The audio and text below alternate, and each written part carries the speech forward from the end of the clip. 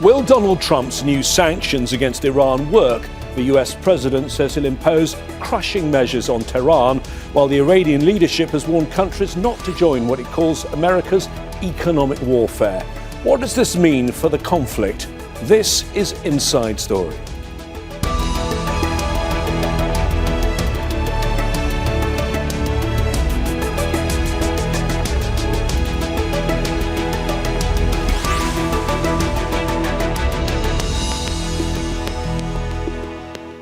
Hello again, I'm James Bays. After nearly 6 months of war, the US appears to be taking a different approach to Iran.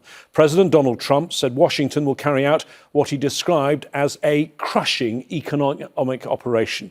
Attempts to reach an agreement to end the war have stalled. Now the US is calling on other countries to join what it calls the greatest coordinated economic isolation in the history of the world. For its part, Iran says any countries joining the US campaign will be treated as enemies. So how will this differ from other economic measures the US has imposed on Iran in the past 47 years? In a moment, we'll speak to our guests, but first this report from Imogen Kimber. Economic warfare and isolation on an unprecedented scale. That's how President Donald Trump describes new US sanctions against Iran. And in a social media post, he's promised the most crushing economic operation ever. In response, Iran's top security official, Mohsen Rezai, warned, if he decides to take further action, our retaliation will be seismic. Saying countries that support the US will also be in the firing line. Any country that takes part in imposing economic restrictions on us will be regarded as an enemy. Of course, we will first negotiate with them. We will tell them to step aside, and if they don't, then we will strike. Rezai added, the US naval blockade has not stopped Iran getting oil through the Strait of Hormuz.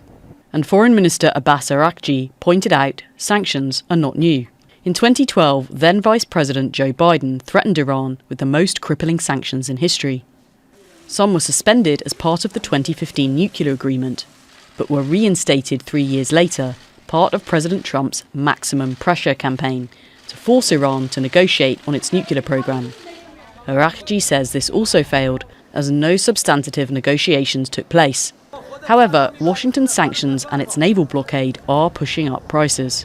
Of course the rise in prices is real. They've blocked off our routes. We used to bring in goods in cheaply and through easy channels, but now we have to go around. And causing a cost of living crisis. People are struggling to make ends meet. They buy less. As you can see, we have few customers. They can no longer afford things. China buys around 80% of Iran's oil. It's perhaps the country's most important trade partner. President Trump has warned that countries providing what he called any type of lifeline to Iran will also face economic consequences. China says it opposes, quote, illicit unilateral sanctions on Iran and has called for diplomacy. Imogen Kimber, Al Jazeera for Inside Story. So let's discuss all of the issues with our guests who are joining us on Inside Story. And today we have in Washington, D.C., Jamal Abdi, the president of the National Iranian American Council. Hassan Ahmadian is a professor at the University of Tehran and deputy director of the Center for Middle East Scientific and Strategic Studies. He's joining us from Tehran. And Mark Pfeifle is also in Washington, D.C. He's the founder and president of Off the Record Strategies. Thank you, all three of you, for joining us for the programme. So this was announced first on Wednesday, the 19th of August, by President Trump. I am announcing the most crushing economic operation ever taken against any country. Jamal, what was your reaction when you heard this, given there have been sanctions against Iran for the best part of 5 decades? Yeah, my reaction was this is deja vu all over again. The administration is pivoting from economic war to hot war, back to economic war. And from my vantage point, this is a way to keep the United States embroiled in this mistaken war indefinitely. Instead of finding an off-ramp, instead of trying to go back to some sort of a diplomatic arrangement so that we can put this catastrophic decision behind us before it becomes permanent, before we get locked into something much longer. Instead, the president has decided to go to sanctions. That is a tool we have already tried. We have tried it for many, many years. And now we are going back to that well as if it is going to produce something different.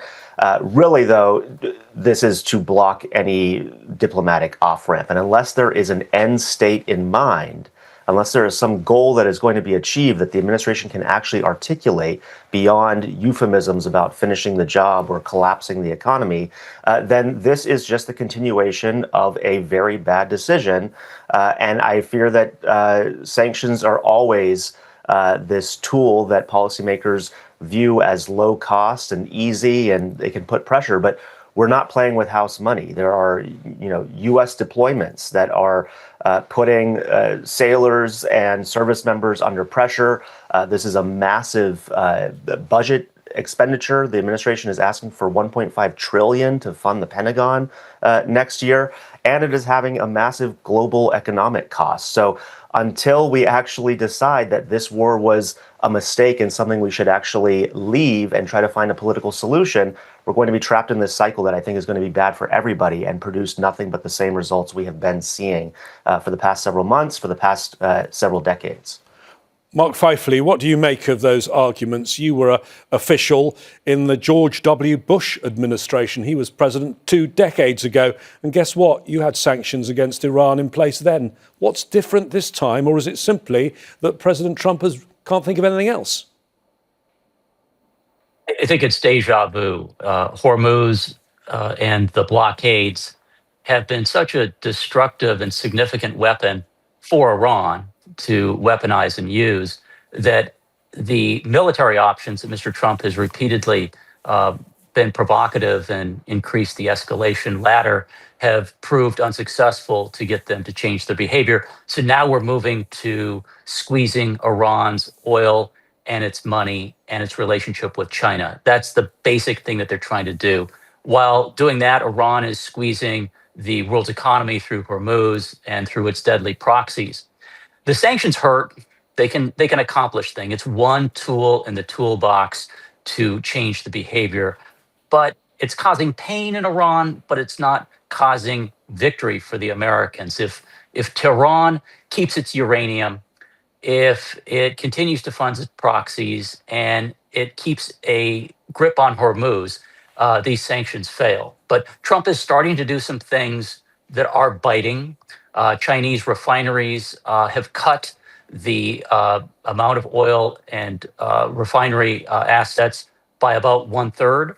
That's significant. The Chinese are looking at other alternatives to get more petroleum into their marketplace. They're going to places like Iraq. They're going to places like Brazil. That means that will hurt and crimp the Iranian economy to some point.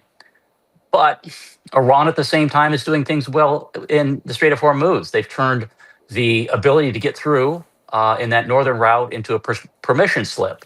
And they're granting oil tankers special access only if they do things specifically for Iran, transfer funds and other things. So you don't have to stop every ship, but the Americans have to make enough squeeze on the everyday Iranians and specifically the IRGC leaders, make it uncomfortable for them to change their behavior. But Iran's bet is that their economy absorbs this pain longer than Trump can absorb the long war, the expensive gas in the United States. The Americans need to have a bigger, more aggressive pressure cell that looks at all of these things every day, 24 hours a day, not just announce a new sanction in a press release, but have sanctions that move at the speed of an Iranian drone sailing across the Strait of Hormuz. That's the only way they're going to see any amount of success in this latest attempt. Mark, I'll ask you maybe a little later to explain how you get sanctions that move at the speed of a drone, because I've never seen something like that before.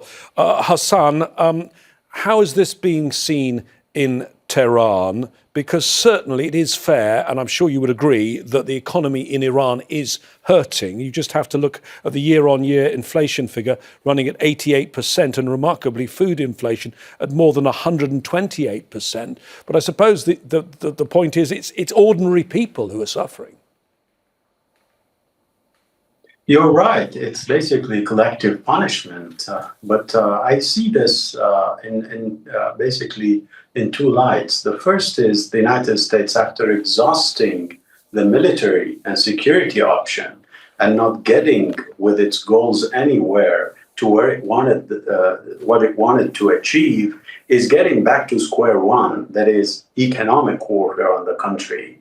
The second thing is that there's nothing not sanctioned in Iran. Everything is sanctioned. So I'm not clear as to what this new round of sanction is to basically achieve. I think it's more sort of a cognitive warfare aimed at Iran internally to stir up differences between Iranians, to basically bring up opposition to the country's firm stance vis-a-vis the United States. Well, I'm not sure the Iranians will be doing what the United States does or want them to do, because they all know and they all feel that the United States is waging a war against their country, and this is a war of existential nature. And if they are to basically get into differences at this point, the only beneficiary will not be the Iranian nation,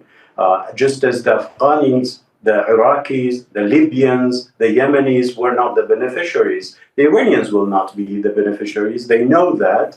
And that's why I don't see this policy of stirring up differences within and aiming the economic bullets at the Iranians nation and basically the ordinary people in a collective punishment manner paying off for the United States. Now, of course, the blockade is new, but I think that's a different calculus. That's the new thing that the United States is trying to impose on the country effectively. I don't think they have the capacity to impose it effectively because they need a large fleet and a large number of forces to do that.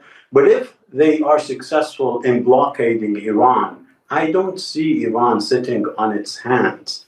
The costs for conflict will be less than the costs of living under a U.S. Blockade. And ergo, we heard the head of the Supreme National Security Council, Mr. Rezai, saying that we are not going to tolerate a blockade if it is effectively in place. So this is a recipe for more conflict moving forward. And I think the United States, by trying to evade another conflict going back to economic warfare, is missing the point that Iran is going to retaliate whichever path the United States chooses to fight Iran with, be it economic or military. Economic or military, Jamal, when you launch something like this, you have to have an aim, do you not? Let me tell you what Marco Rubio said on the 4th of August. He said the aims were denuclearization as the ultimate objective and the reopening of the Strait of Hormuz as the immediate one. Yet the Treasury Secretary, Scott Bessent, said on the 20th of August the aim was to collapse the Iranian government. We've had this since the 28th of February. They can't make up their mind what they're trying to achieve, can they? That's absolutely right. After more than 6 months, we still do not have an end state that the United States would like to see this war produce. It's just shake things up, see what comes out of the other end. And I fear that at this point in time, we're not even pursuing a strategy that maybe we had in place when we decided to go into this war, but rather this is more about not admitting defeat and not admitting that this pathway of coercion has limitations. And at some point in time, you have to decide to go to the negotiating table and end it. I don't even know when, we're hearing about behavior change. What is the behavior that the United States wants the Iranians to change? And can we articulate that? We had an agreement, this MOU, that strove to lay out what this end state would be after negotiations towards a more comprehensive agreement were complete. And even that MOU failed to articulate what the sides wanted. And so we got this uncertainty. We got the two sides saying one thing was in the deal versus another thing, and it was inherently unstable. Now we're moving to this economic warfare coupled with a military blockade that is inherently unstable. And all it is going to lead to, unless there is some climb down, which we do see some voices inside of Iran trying to extol those who prefer that this move back to military action, that Iran needs to try to move back to the deal. In the United States, we don't have quite the same type of voices. We have voices calling for an end to the war, but not necessarily articulating that there needs to be an agreement to get there. But the problem right now is that this is the same tool that we've been using. It's unclear what we're actually trying to accomplish. And so I think it guarantees an unstable situation where if the embargo actually works, it is going to compel Iran to, go on offense, to actually pursue serious escalation that puts us back on the military trajectory. So I think this is a pause in the fighting. And if we are serious about changing behavior, then instead of amassing all of our resources to put together the best sanctions regime in history, even better than the last best sanctions regime in max pressure, and the one before that, and the one before that, let's invest in the diplomatic pathway. Let's send out, instead of sending the president's golfing buddies, actually put the weight of U.S. diplomacy behind finding a diplomatic off-ramp. Instead, I think we have an administration that's very confused, that is talking out of both sides of its mouth, where the left hand isn't talking to the right hand, and all this assures us is that the fighting will restart again, and this is just a pause. Mark, if you're starting an economic campaign, an economic war, you need to be in a position of economic strength, do you not? And look at the US. Inflation, tariffs, now tariffs against Canada, and Canada fighting back. The bond market worried. And there's a political dimension. The midterm elections just 10 weeks away. Trump wants to see results. You're not going to get any results from sanctions, are you, in just 10 weeks? So I'm taken back to when I worked in the war on terror, Afghanistan and Iraq in the early 2000s. We were about 3 years into the Iraq war. And we would meet every morning in the White House at about 6:30 and go over what do we need to do to survive today. And that can't happen. That's happening, I believe, right now with this White House. They're just trying to figure out what can we say, what little things can we announce that are little but will make them sound huge, in an attempt to change Iran's behavior. And that's not going to do it. Another sanctions list likely will not work. Iran will find the escape routes before the Americans announce the new sanctions. They have Chinese buyers, they have shadow fleets, they have front companies, they have ways to move things through the cryptocurrency networks and hidden banks. What the White House needs to have, because they're weak diplomatically right now, they could dig up Henry Kissinger and any number of former ambassadors and secretary of states, and it's not going to make a difference right now. They don't have the leverage because of Hormuz. So they need a pressure cell that works every day in the White House, that maps what Treasury is doing, what the State Department is doing diplomatically, what the Pentagon is doing to keep the blockade going, what the intelligence community is finding out in real time that can affect Iran's behavior, what the Energy Department is doing to secure more oil to move either through the strait or through other passageways. They've got to track the ships. They've got to follow the money. They've got to fix the sanctions list. They've got to find the weak points in the regime, and they've got to exploit them every single hour, every single minute, every single day. That's the challenge the White House right now, is they're going from Truth Social post to Truth Social post, trying to find the leverage point and being unsuccessful so far. Hassan, he said there, find Iran's weak points. We had the Iranian president with some intriguing comments saying that they should try and come to a peace. Iran should try and come to a peace while it was at a high point, and he felt this was a high point. Are there differing Iranian positions right now, or are there actual real divisions emerging in Tehran? Well, there are differences of opinions, obviously, between different stakeholders. But when it comes to the decision-making process, there's a consensus-building mechanism that is the Supreme National Security Council that makes the strategic decisions. And when the decision is made, we usually don't hear that much of opposition. That's the consensus that is reached, and everyone usually abides by it, no matter what difference of opinion he or she has. So I think the differences within the political system are exaggerated to say that the Iranians are bound to change their position because the United States wants them to do so. I think that has been repeated time and time again from the get-go of the war and before that. And I think that will continue to be so. But I don't see that affecting really the confrontation between Iran and the United States and Israel. I think the Iranian approach nowadays is based on pressure for pressure. The United States puts pressure. The Iranians also have their ways of putting pressure on the United States through the markets, but also through military and security means. They did so in Jordan a month ago. And I think moving forward, as I said, if the blockade is to be imposed and in practice felt in Iran, I think the Iranians will find it hard not to go for a head-to-head with the United States. They have voiced it. They have indicated it in Jordan and in northern Iraq. And I think they have every incentive to go for it. Because as I said, if the costs of a conflict is less than the costs of enduring a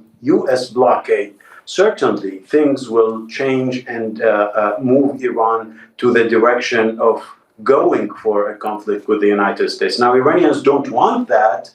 But I think the United States is putting them in a position that they will have to choose and they have to move to basically stop the U.S. pressure from, at one point, at least make the blockade and what the United States using to pressurize Iran costly for the United States for it to revisit its policy. Jamal, if you look at all the sanctions that have been in place for so long against Iran, and you look at the options for the Treasury Secretary, Scott Bessent, will know in the coming hours what he's actually going to announce. But it seems to me that third countries could be the new area. How do you think that will be greeted by China, for example, Iran's largest trading partner, and by countries in the Gulf region, the GCC countries? I think standing up to China on these things is something that the United States has done to some extent, but never, directly confronting China. The U.S. has gone after some of these small refiners. It has not gone after the actual state and state-backed entities. And so perhaps what sounds seductive right now is actually going down that pathway. And I think that is inviting a much larger economic confrontation with China, perhaps one that the United States should not be inclined to partake in, particularly right now, given the state of the economy. When we look at the region, I think there's actually obviously more influence that the United States has, and we have seen the UAE announcing that it was cutting off any and all trade. We'll see how that actually works in practice, to what extent that is rhetorical, to what extent they will actually go after each and every entity that may be facilitating Iran bypassing these sanctions that are in place. However, within the region, Iran has significant leverage and has the ability to potentially escalate and treat some of these energy facilities as targets, and to more comprehensively target the energy infrastructure of the region. I think that would be a disaster, but that is a card that the Iranians have not yet fully played, and which they could, and which regional actors are also aware of. And so I think that those states are sort of juggling between wanting to say yes to the United States and giving Trump some leash to pursue the latest pressure endeavor, but also minding their own interests and being mindful that they need to also find some sort of accommodation with Iran. Okay. If and when Mark, the U.S. if I can bring in Mark now. As this economic war is launched, the Pakistani Field Marshal Asim Munir heads back to Tehran. As you see the picture right now, Pakistan, one of the mediators here, do you see a chance for diplomacy at this moment? There's a possibility. The Pakistanis have been making multiple trips to Tehran, leaving those trips saying that we're close to an agreement. It hasn't happened at this point. Treasury Secretary Bessent, he can announce new sanctions on Monday, but somebody has to make them bite on Monday morning, Tuesday, and beyond. They can't just have an economic warfare. They have to, at the same time, have a diplomatic plan. They have to work with the IAEA on a real architecture for the Iranian uranium. They have to work with NATO and Asian countries on more opportunities to open up pathways through the Strait of Hormuz and beyond using shipping techniques and other activities. They have to keep the information war on at the same time. It can't just be escalate economically, escalate or talk about these vast new military operations that Mr. Trump has to do. He has to have a cell working on solutions every day using the various pressure points of the United States government, the international community, and other allies continuously, or else we're going to be in the same stalemate for multiple weeks and potentially longer. Mark Pfeifle, Jamal, Abdi, and Hassan Ahmadian, thank you for joining us today on Inside Story. For the very latest on this story, stay tuned to Al Jazeera. And for more analysis, comment, and context, make sure you check out our website, aljazeera.com. Your comments are welcome too. Go to our Facebook page, facebook.com/AJ Inside Story, or you can post them on X. Look for @AJ Inside Story. For the time being, that's it from me, James Bays, and the team here. But remember, Al Jazeera's coverage continues in a moment, so make sure you stay tuned.